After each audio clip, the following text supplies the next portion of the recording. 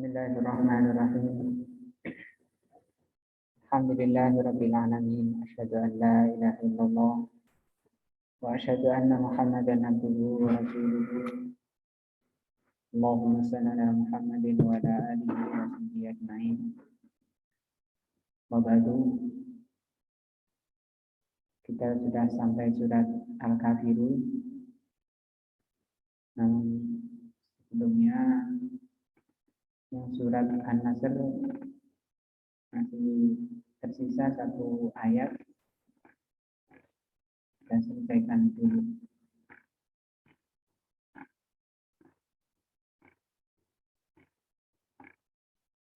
Kalau ingin tahu, ingin lihat teksnya, tadi lihat di Zoom, layarnya belum ada.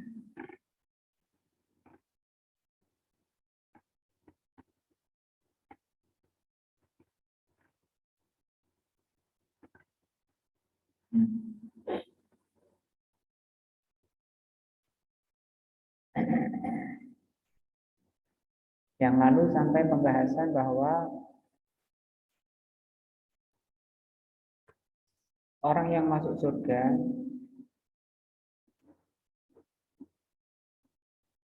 itu disebabkan karena rahmat Allah Subhanahu wa taala, bukan karena amalan. Kan hadis-hadisnya yang lalu. Kemudian kata Syekh, li'anna amalaka hada, karena amalanmu ini, lau aradta an taj'alahu fi muqabalati nikmatin minan ni'am, amalanmu di dunia ini sebesar apapun, kalau dibandingkan dengan nikmat Allah, ditimbang dengan nikmat Allah, nikmatan wahidatan, satu nikmat saja, la ahatat bihi an-ni'amu, maka kenikmatan itu akan menutupi. Tidak bisa amalan seseorang sebesar apapun amalan seseorang, amalan kebaikan tentunya, amalan ketakwaan, ketika dibanding dengan nikmat Allah yang Allah karuniakan, maka nikmat Allah itu akan menutupinya sehingga tidak tersisa. Nah, fakaifa yakunu iwadan, bagaimana kemudian mau dijadikan sebagai ganti tadkhulu bihil jannah, yang untuk dijadikan tiket masuk surga. Tidak ada, karena sudah dihabiskan balasan amalan baiknya itu dengan kenikmatan yang telah Allah karuniakan. Gitu. Walihada qala ba'dul arifin fi nidamin lahu, orang-orang bijak mengatakan, idza kana basyari, idza kana bisyukri nikmatullah nikmatun alayya lahu fi mithlihi yajibu syukru. Kata orang bijak ini, kalau syukurku kepada nikmat Allah itu sebagai nikmat, karena dia menyadari bahwa kebaikan-kebaikan yang ada padanya itu sebagai nikmat, kemudian dia bersyukur. Amalan syukur ini termasuk kenikmatan. Seseorang bisa bersyukur kepada Allah atas nikmatnya. Bersyukurnya itu kenikmatan juga. Nah, maka kata beliau, fakaifa bulughu syukri, fakaifa bulughu syukri illa bi fadlihi. Bagaimana mencapai syukur itu? Karena setiap syukur itu dia merupakan kenikmatan Ketika dia bersyukur, itu dia sedang mendapatkan kenikmatan dari Allah. Bagaimana dia bisa mencapai syukur yang diperintahkan? Illa bifadlihi, kecuali dengan karena karunia Allah. Wa intalatil ayyam wattasalal umur. Sepanjang apapun hari-hari dan sepanjang umur tidak akan selesai syukur itu, tidak akan habis. Nah, intinya kata beliau bahwa orang bisa masuk surga karena rahmat dari Allah Subhanahu wa taala, bukan karena amalannya. Adapun amalan itu sebagai sebab seseorang mendapatkan rahmat Allah, bukan sebagai sebab orang itu masuk jannah. Ayat terakhir di surat ini, innahu kana tawwaba. Sesungguhnya Allah itu tawwab.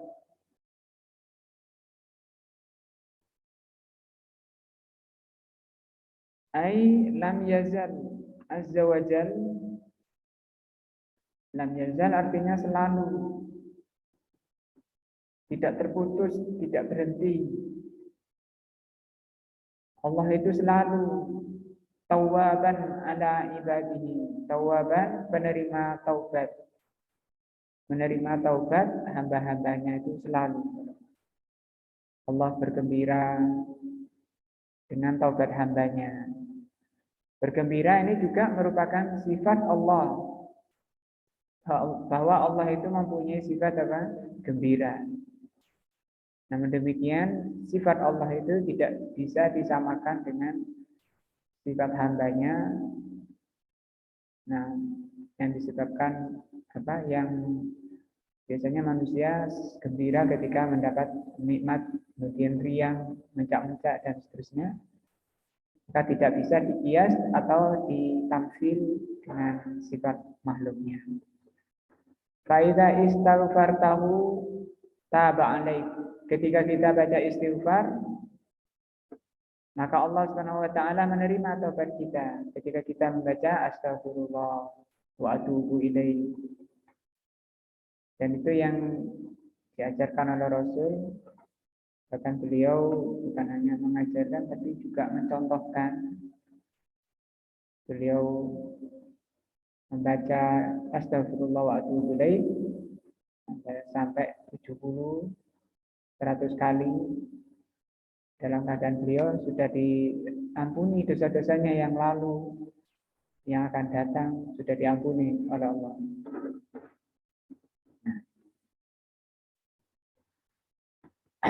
Lakin as-suratu, hanya saja surat ini kata beliau, laha maghzan azimun la yaftatinu lahu illal azkiya.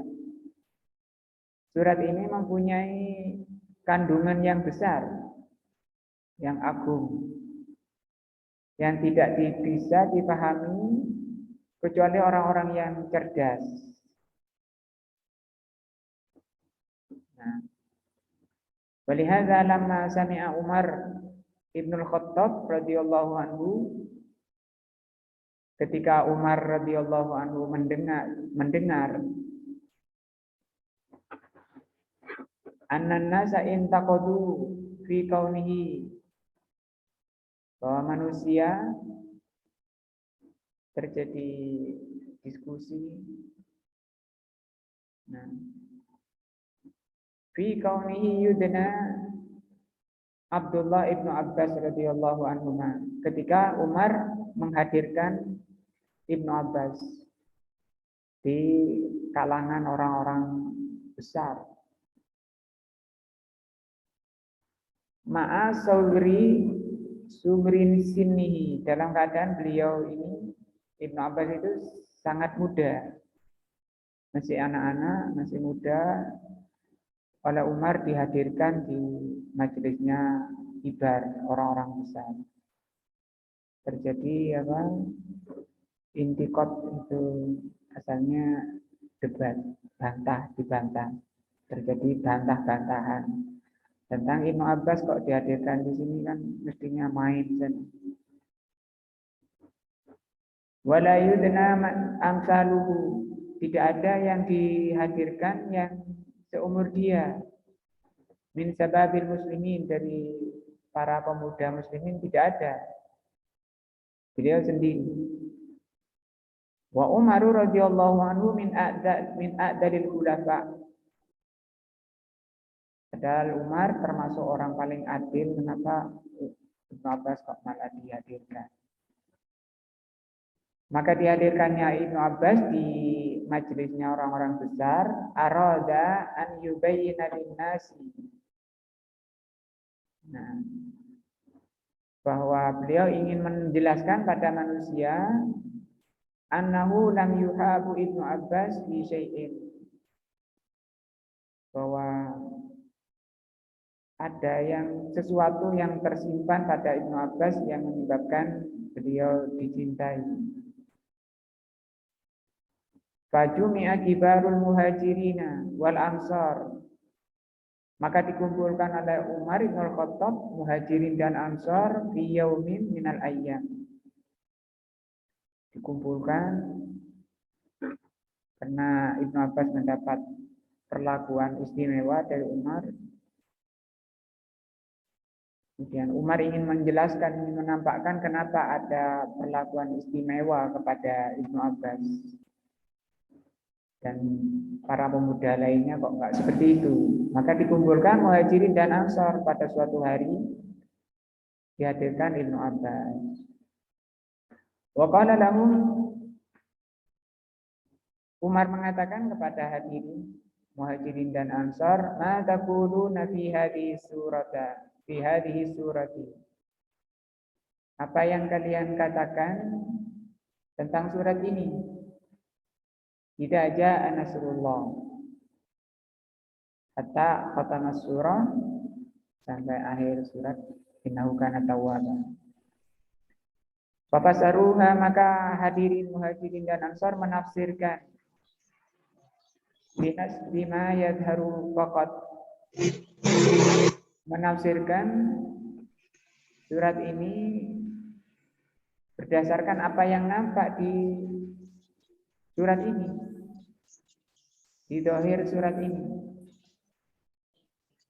Faqala ba'duhum, sebagian muhajirin dan ansar mengatakan, amarona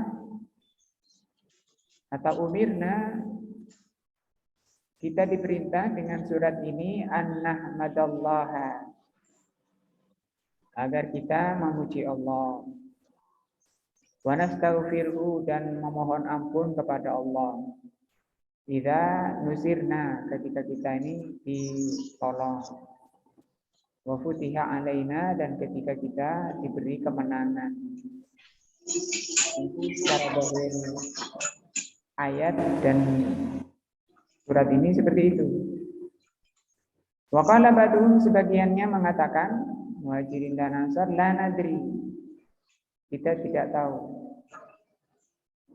Wa lam yakul ba'duhum syai'an, yang lain diam, tidak mengatakan sesuatu. Itu kondisi muhajirin, para pembesar, seperti itu.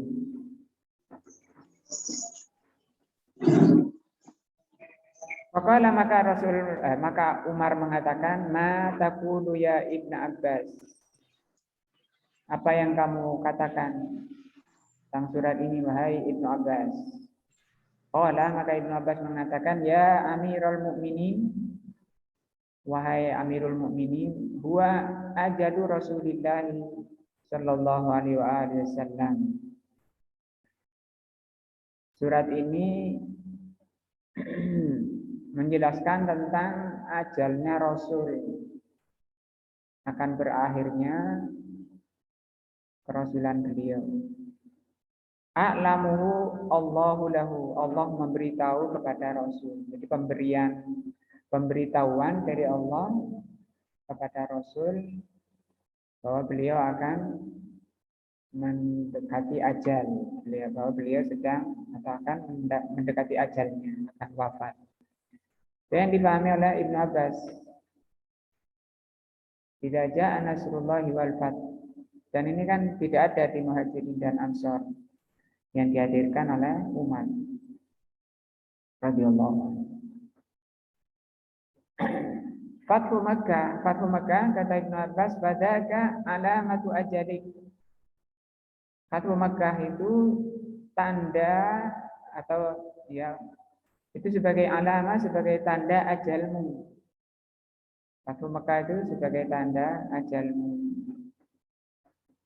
Wara'aitan nasa yadkhuluna fi dinillahi afwaja wasabbih bihamdi rabbika wastaghfir innahu kana tawwaba.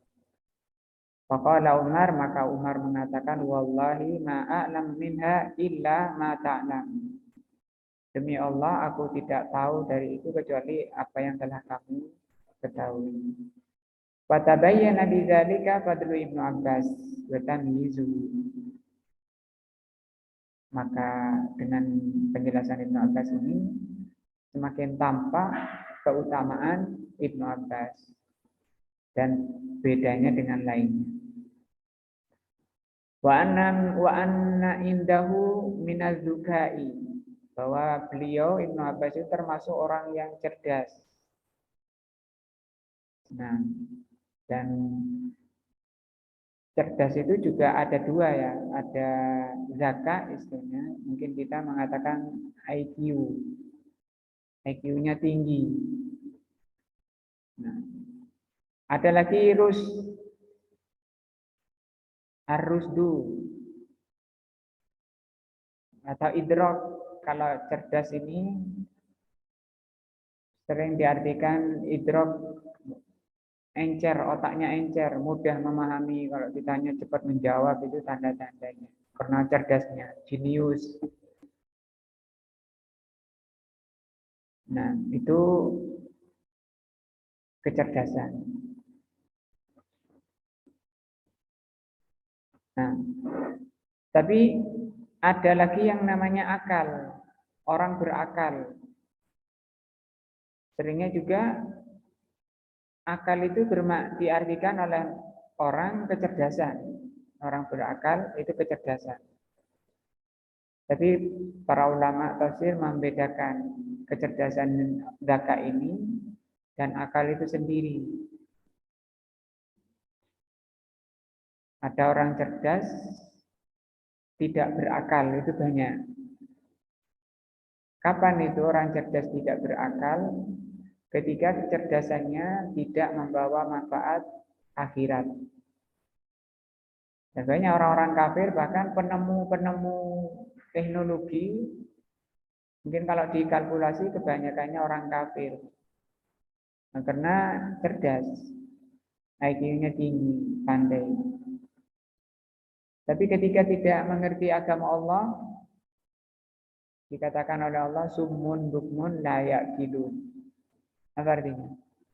Mereka tuli, buta, umyun, buta, la ya'qilun. Apa artinya la ya'qilun? Tidak berakal. Padahal dia cerdas, pintar ini, padahal orang jenius. Otaknya apa, kepalanya botak dan seterusnya. Hasil karyanya itu sudah. Kalau dulu di sini dikenal Pak Habibie, itu kecerdasannya ya. Tapi ketika kecerdasan itu tidak membawa manfaat akhirat, dikatakan oleh Allah, layak gitu. Dari situ kata Syekh Utsaimin bahwa kecerdasan itu sendiri, akal sendiri. Wal ma'rifatu bi muradillahi azza wa jal.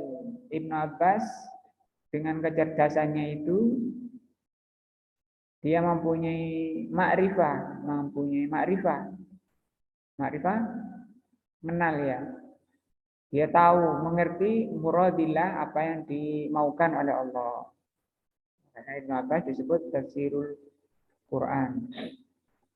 Nah, tafsirnya Al-Quran itu Ibnu Abbas. Atas doa dari Rasulullah SAW. Allahumma allimhu ta'wil. Ya Allah, ajari dia ini ta'wil, artinya tafsir. Lama nuzilat hadhihi suratu, ketika surat ini turun, ja'ala Rasulullah SAW alladzi huwa asyaddun nasi ibadatan lillahi wa atqahum lillah ja'ala yaksiru an yakuna fi ruku'ihi wa sujudihi. Setelah surat ini turun, maka Rasul sebagai orang yang paling manusia yang paling beribadah, paling sempurna ibadahnya, baik dibanding dengan para rasul, dibanding dengan para nabi, dibanding dengan para sahabat beliau sendiri, sahabatnya para nabi sebelumnya, itu tidak bisa menyamai kesempurnaan ibadahnya Rasul. Demikian juga ketakwaannya. Maka beliau memperbanyak dalam rukuk dan sujudnya membaca surat ini, membaca doa ini. Subhanaka Allahumma rabbana wa bihamdika Allahumma ufirli. Ini kan sebagai pelaksanaan dari itu ya, fasabbih bihamdi rabbika wastaghfir. Fanaqulu subhanaka Allahumma rabbana wa bihamdika Allahumma ufir lana dzunubana. Kata Syekh di sini menutup surat ini, maka kita katakan, Maha suci Engkau ya Allah, subhanaka, ini yang kemarin diterangkan, subhana ini isim masdar. Nah, isim masdar itu ganti daripada masdar. Karena ini asalnya itu sabbaha yusabbihu tasbihan. Asalnya tasbih, kemudian tasbih itu masdarnya, kalau subhana ini isim masdarnya. Nah, artinya sabbaha, maha suci engkau. Maksudnya pensucian Allah dari segala aib dan kurang. Itu arti daripada subhana. Allahumma ini huruf nida ya. Huruf nida, huruf seruan. Asalnya ya Allah, ini mim ya-nya di depan diganti dengan mim. Mimnya ini pengganti dari ya. Ya Allah. Nah, Rabbana. Kok enggak Rabbuna? Karena ini seruan ya. Diseru, ini munada mudhof. Nanya ini mudhof yang bersandar pada Robba. Maka munada mudhof dinasab. Wa bihamdika Allahumma ufir lana ya Allah. Ampuni kami dzunubana, dosa-dosa kami. Ini doa dari beliau kepada kita semua.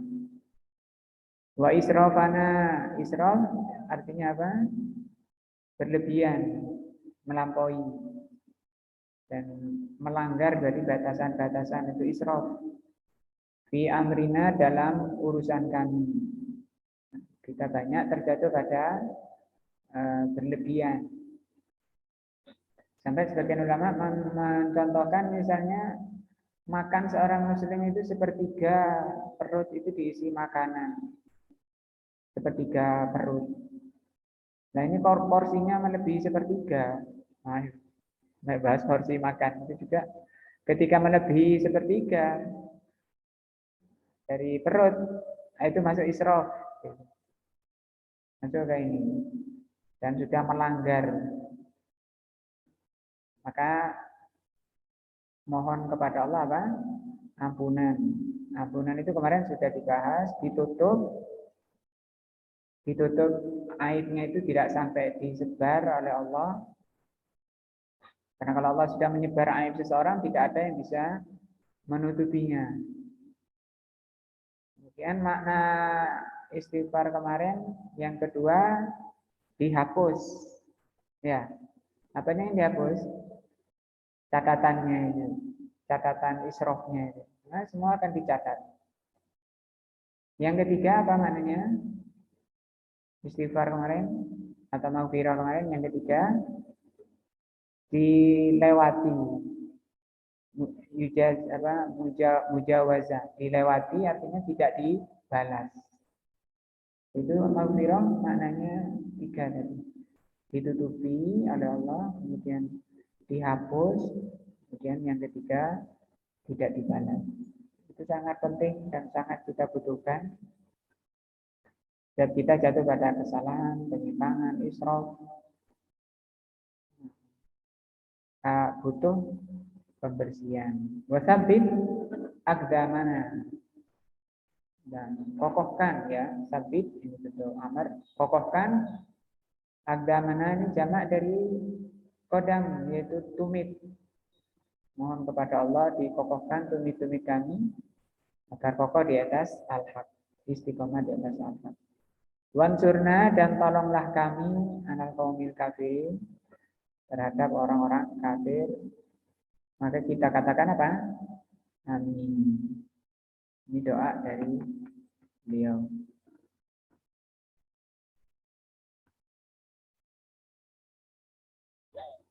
Nah, itu selesai kita surat An-Nasr. Mungkin ada yang perlu ditanya dulu sebelum lanjut di Al-Kafirun.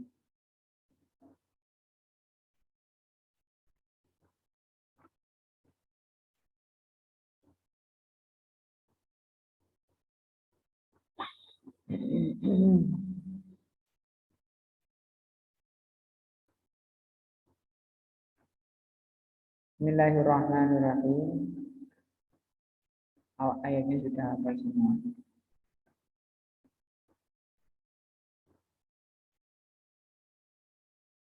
Qul ya ayyuhal kafirun, sampai akhir.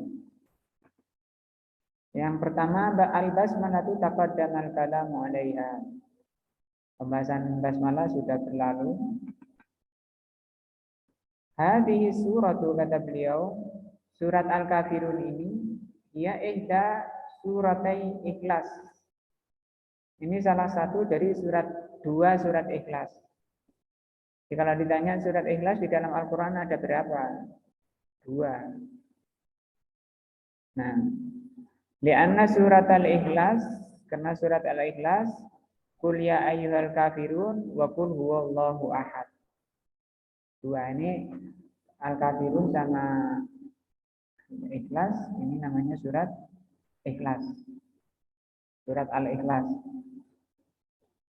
Wa kana an-nabiyyu sallallahu alaihi wasallam yaqra'u bihima fi sunnatil fajr. Maka Rasul membaca 2 surat ini.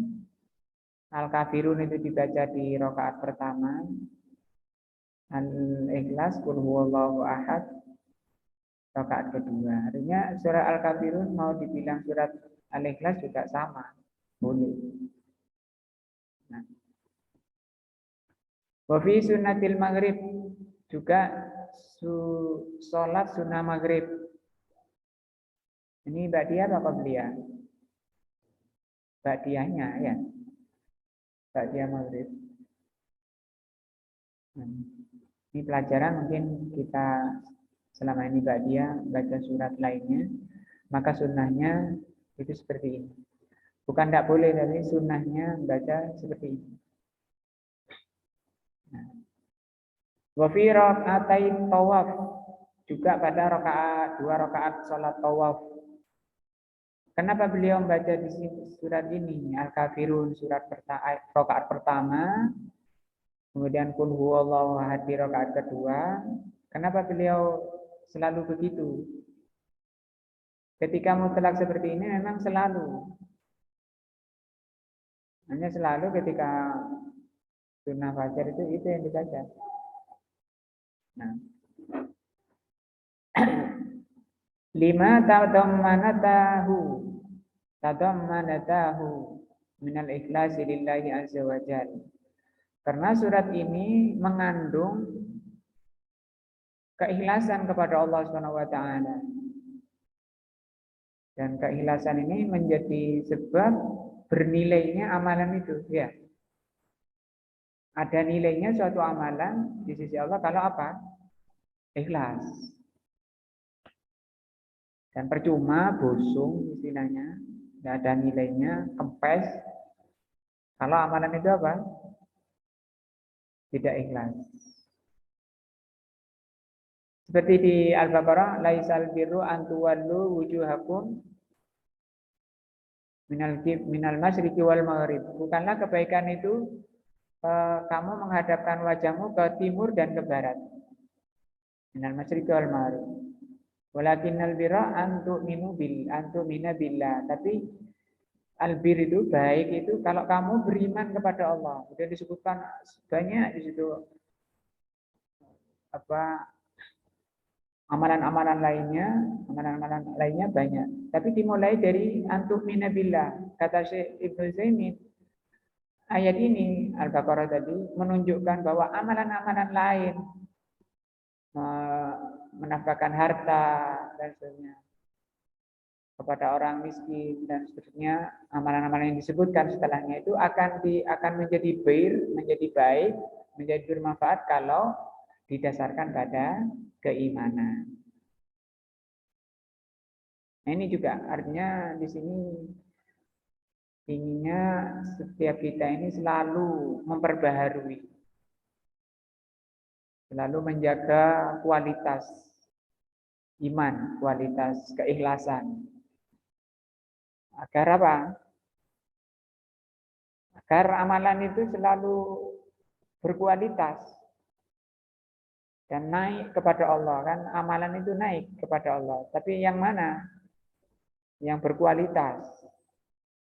Maka ini harus kita baca karena kita belum tawaf dan tidak tawaf. Dibiasakan baca surat Al-Kafirun dan Qul huwallahu ahad di ini. Ada lagi yang ketiga, yang keempat, di mana itu? Ada di sini dua kan? Sunnah fajar, sunnah maghrib, di witir. Itu di rakaat kedua dan terakhir. Ya, rakaat kedua. Kalau ambil tiga kan al-a'la, kemudian al-kafirun dan al-ikhlas. Dan Rasul membiasakan seperti ini juga karena ini pelajaran tinggi untuk menjaga stabilitas keikhlasan. Karena keikhlasan menjadi penentu nilai suatu amalan, diterima tidaknya di sisi Allah, diridhoi tidaknya di sisi Allah. Juga karena dua surat ini berisi as-sana.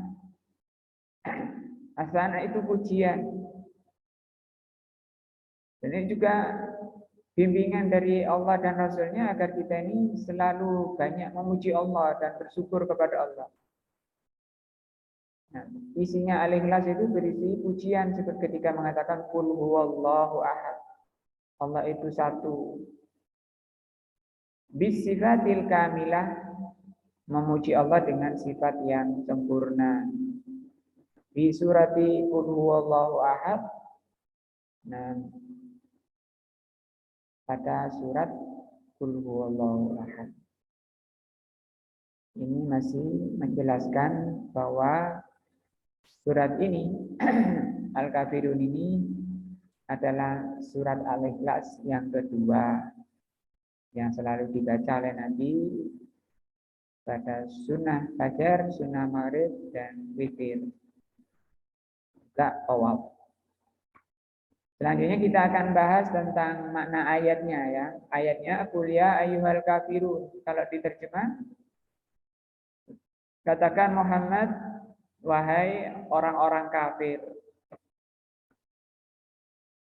Nah, yunadihim, diseru. Kalau munada atau seruan, nida itu seruan, itu dari jauh.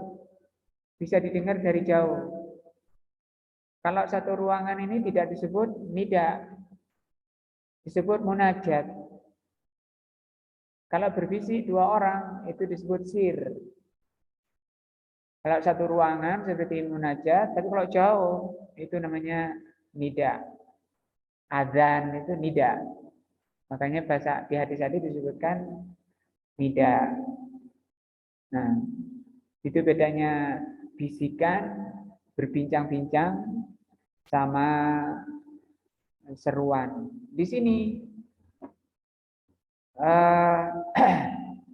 perintahnya di sini dari Allah itu bukan munajat dan bukan bisik-bisik. Nah, tapi di sini yu'linu lahum bin nida, diumumkan kepada orang kafir bin nida dengan apa? Nida, dengan suara keras, dengan panggilan. Panggilannya bagaimana? Ya ayyuhal kafirun, wahai orang-orang kafir. Wahada, orang kafir ini yasmilu kulla kafirin, mencakup semua orang kafir. Sawa'un kana minal musyrikin, apakah orang kafirnya itu dari kalangan musyrikin, au minal yahudi, atau dari orang Yahudi, au minan nasara, atau orang Nasara, au minas syuyu'iyyin, atau orang-orang Syiah, au ghairihim, au min ghairihim, atau selainnya. Kullu kafirin, semua orang kafir, yajibu an nunadihi, wajib untuk kita seru dengan suara, dengan lantang. Bikol bika, baik dengan hatimu, au bilisanika, atau dengan lisanmu. Nah, ingkana hadiron, kalau lisan itu kalau dia hadir. Nah, litatabarra'a minhu wa min ibadatihi. Diseru untuk apa? Apa sih isi seruannya? Isi seruannya adalah perlepasan diri. Barok itu berlepas diri dari dia, dari orangnya. Nah, ini namanya surat ini ngajari ini cara muamalah, ya, menjalin kecintaan, menjalin hubungan dengan siapa? Orang kafir. Minhu, ini berlepas diri dari orang kafir, wa min ibadatihi, dan dari berlepas diri dari apa? Ibadahnya. Bukan hanya orangnya, tapi ibadahnya. Dan juga bukan hanya ibadahnya saja yang ditinggalkan, orangnya. Nggak boleh misalnya gandengan terus saling mencintai kemana-mana, runtung-runtung menjadi sahabat, menjadi teman karib orang kafir. Ketika dinasihati, kenapa kok gandengan terus, tidur sekamar sama orang kafir, kemana-mana sama orang kafir, runtung-runtung sama orang kafir, menjadi sahabat kerabat dekat orang kafir. Kenapa? Dia jawab, yang penting kan ibadahnya yang ditinggal, ibadahnya. Maka ini nggak benar. Nggak benar, karena ini meliputi apanya? Perbuatannya dan orangnya. Nah, kafirun itu sendiri kan bukan hanya perbuatannya, tapi kafir itu juga meliputi apa? Orangnya. Qul ya ayyuhal kafirun. Diartikan apa ini? Wahai orang-orang kafir, karena ini jamak ya. La a'budu. Ini fi'il, ini kata kerja. Sedang, mudhari, ya. Apa artinya? Saya tidak beribadah. Ma ta'buduna, apa yang kalian sembah. Nah, ini juga fi'il. Ini fi'il dulu ya. Wala antum, kalau antum ini isim. Isim apa? Mas Pur. Isim? Antum itu isim apa? Ditasrif, ditasrif. Pelajaran pertama kali. Isim domir. Domir ada dua, ada munfasil dan muttasil. Ini domir apa? Itu yang antum. Munfasil apa muttasil? Mas Pur, biar enggak gitu. Ya. Nah, saya nggak bisa jawab Ustaz, tapi ya nggak ngantuk. Nah, ini damir apa? Munfasil ya. Artinya di ayat yang kedua ini fi'il, yang di ayat ketiganya isim. Dan kalian, kata Allah, tidak beribadah. Wala antum abidu nama a'bud. Kalian tidak menyembah apa yang aku sembah. Hanya di sini yang dibahas sesembahannya ya. Kalau di sini sesembahannya. Kalau di ayat kedua yang dibahas apanya? A'budu itu. Saya tidak beribadah. Berarti yang dibahas orangnya, perbuatannya. Diingat-ingat, kalau ke ayat ketiga yang dibahas adalah apanya? Yang objeknya yang disembah itu. Nah, maka di sini kalian tidak menyembah apa yang aku sembah. Yang kalian sembah adalah patung, yang aku sembah adalah Allah. Diulang lagi di sini. Wala ana. Ini bentuknya isim tadi. Isim apa nih? Masbur lagi. Ana itu loh. Kan gampang ana. Isim apa? Domir. Domir apa? Munfasil. Mutakallim wahdah. Ya. Ini isim, bukan fi'il lagi. Wala ana abidun. Abidun ini juga isim fa'il. Dan saya tidak atau saya bukan penyembah ma'abattum apa yang kamu sembah. Bukan penyembah berarti ini fa'il juga, artinya perbuatan. Diulang-ulang jadi perbuatannya atau fi'ilnya diulang dua kali, yang objeknya juga diulang dua kali. Di ayat ini, di surat ini. Coba dilihat ayat terakhir. Wala antum abidu nama a'bud. Dan kamu bukan penyembah apa yang aku sembah.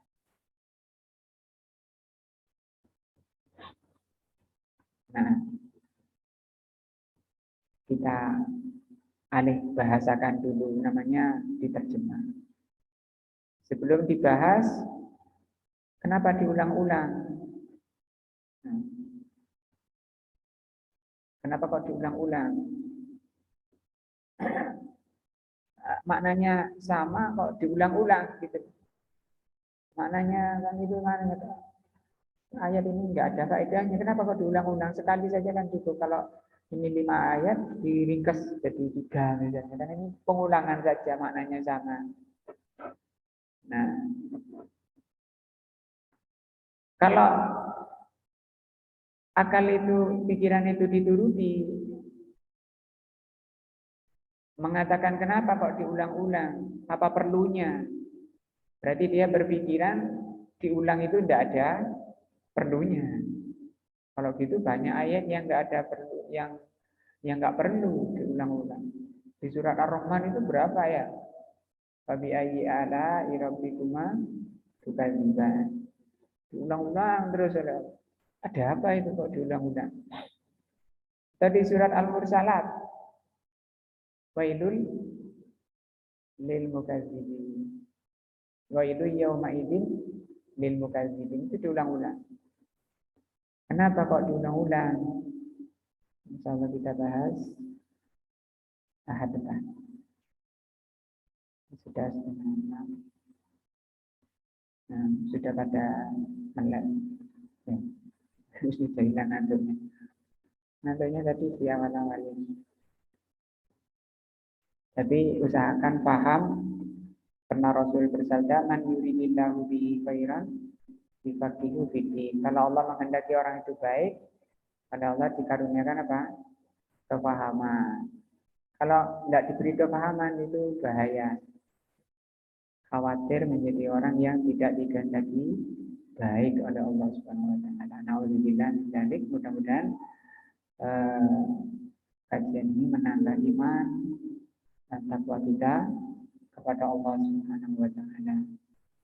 Memperbaiki hati-hati kita, menghilangkan penyakit-penyakitnya, semakin mendekatkan kita kepada Allah Subhanahu wa taala, menjadikan amalan-amalan kita semakin dicintai dan diridhoi oleh Allah. Semoga Allah memberikan taufik kepada kita semua kepada apa yang Allah cintai dan Allah ridhoi.